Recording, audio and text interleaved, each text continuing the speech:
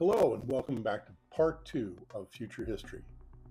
In part 1, we stopped halfway coming back to the present. So we're going to pick it up from here.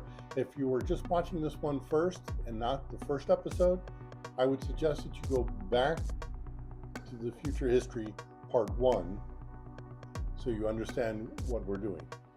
Okay, let's get back to Future History starting beyond the halfway point.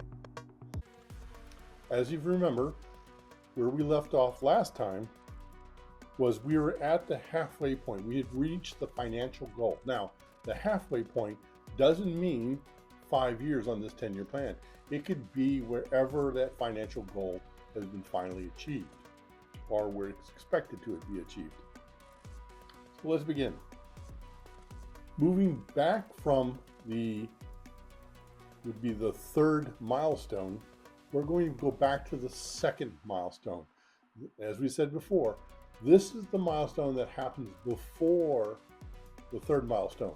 So on milestone 2, what is happening that will allow milestone 3 to happen?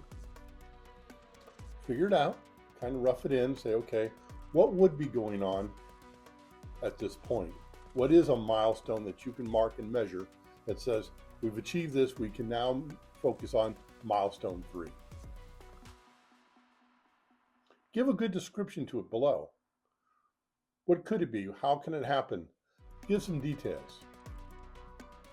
All right, let's move now closer to the present to milestone number 1. This again is happening before milestone number 2. What is milestone 1 doing that will eventually allow milestone 2 to happen? Just as before, put a description to it down below. At this point, we now reference the current status. We are here at the present day. So in the current situation, you know what today is. You know where we are or where the client is. So let's begin now moving forward in time to the headline by going below each of the milestone descriptions. And first we're going to start with the support mechanism for the current situation. What are the support tools involved right now helping their current status, if any? Once you have that recorded, let's move over to the support of milestone number 1. What are going to be the things required to achieve this milestone as support tools, or how you can support the client to get to milestone marker 1? Once you have that information listed below, and now let's move to milestone marker 2.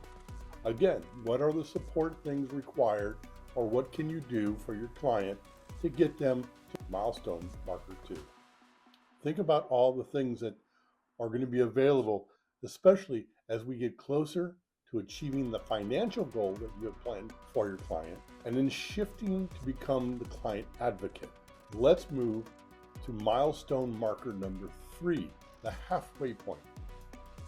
What are we doing to support the transition from being an advisor for financial goals to being a client advocate? How are you going to help your client at this point? Now, the goals have been achieved. We are now moving to milestone marker 4.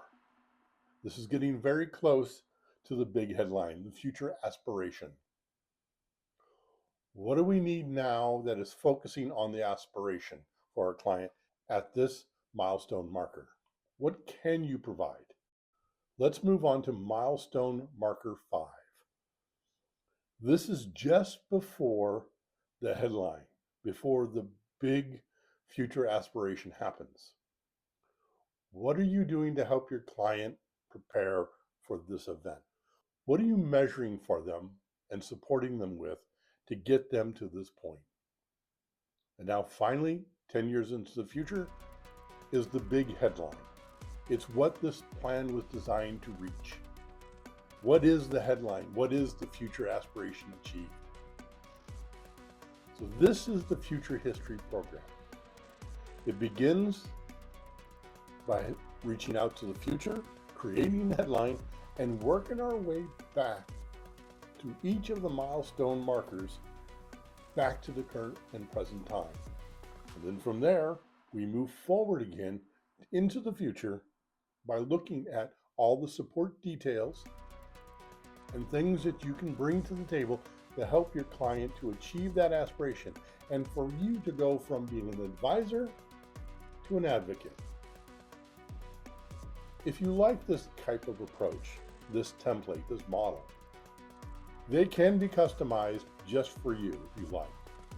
If you have any questions, just feel free to reach out through the website at wondermintstudio.com. I'll put it in the title below. I'm Kevin Dully. Until next time, have a wonder-filled day and a better tomorrow. I'll see you soon.